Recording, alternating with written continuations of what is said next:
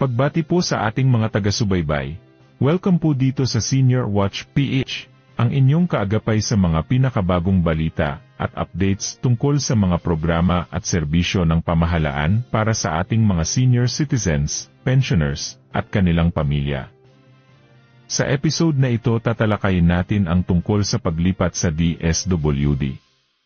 Nilagdaan ni Pangulong Ferdinand Bongbong Marcos Jr. ang Executive Order No. 96 na naglilipat sa National Commission of Senior Citizens mula sa Office of the President patungo sa DSWD.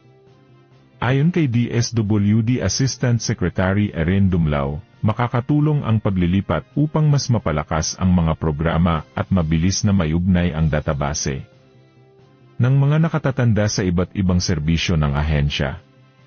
Sa ilalim ng Executive Order 96, ipagpapatuloy ng DSWD ang social pension for indigent senior citizens, na mula Enero 2024 ay nadouble sa 1,000 piso kada buwan alinsunod sa Republic Act No. 11916.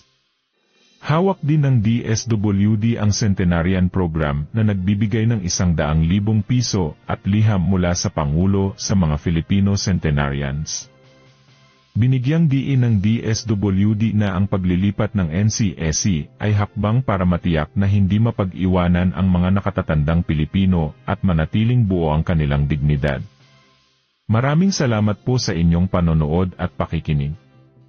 Muli, ito ang Senior Watch PH, naghahatid ng makabuluhang balita at totoong impormasyon para sa bawat senior citizen at kanilang pamilya. To God be the glory.